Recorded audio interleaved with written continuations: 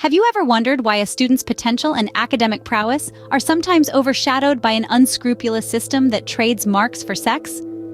This unsettling question brings us to the forefront of a pressing issue that's been causing ripples across Nigerian universities: the distressing sex for marks syndrome. This problem is not new, but the frequency and audacity with which it's been happening lately have raised eyebrows and caused a stir among educators, students, and their parents.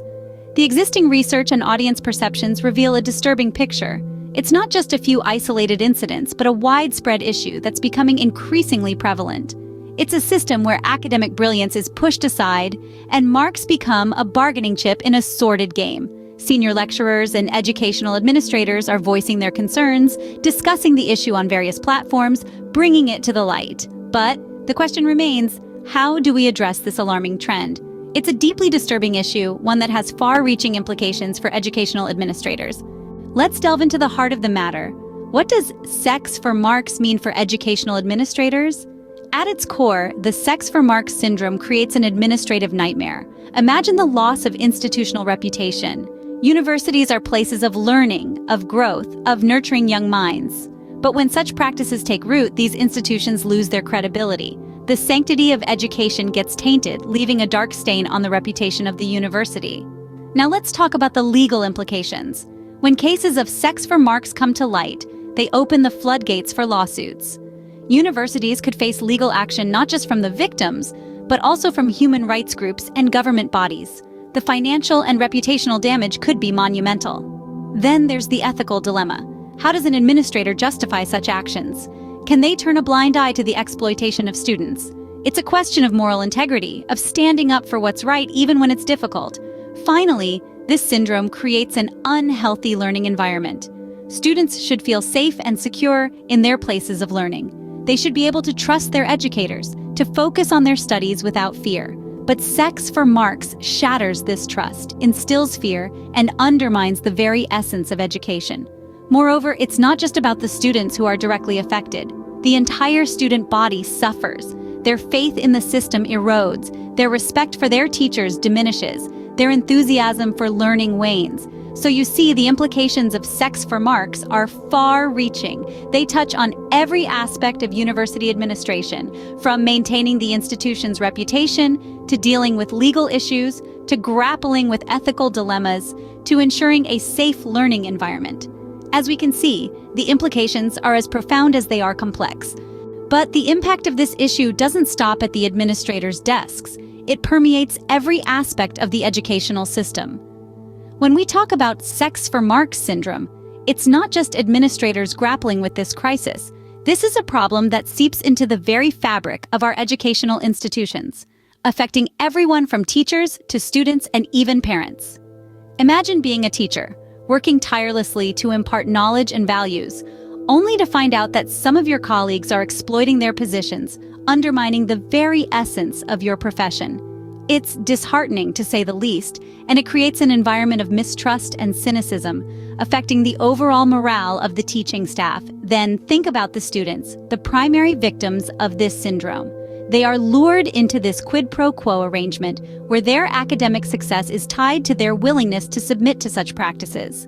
The psychological trauma they endure can have long-lasting effects, impacting their self-esteem, their trust in authority figures, and their overall mental health. This, in turn, affects their academic performance, creating a vicious cycle that's hard to break. And let's not forget the parents. They send their children to these institutions with dreams and aspirations, only to have those dreams shattered by the very people entrusted with their children's future. The disillusionment and anger they feel can lead to a loss of faith in the entire educational system. The sex for marks syndrome doesn't just tarnish the reputation of the institutions involved. It diminishes the overall quality of education, creates a culture of fear and mistrust, and hampers the personal and academic growth of students. It's a ripple effect that touches every corner of the educational ecosystem. While the situation seems bleak, there are those who are taking a stand against this disturbing trend. The fight against the sex for marks syndrome is not one that can be won overnight or by a single entity. It requires the collective effort of individuals, groups, and institutions, all working towards the same goal: an equitable educational system. On the individual level, lecturers and administrators are raising their voices, refusing to turn a blind eye to the issue. They're creating safe spaces for students to report such incidents and advocating for stronger policies against sexual harassment in universities. Groups and organizations, both within and outside the university system, have also taken up the cause. They're organizing awareness campaigns, conducting workshops, and providing resources for victims.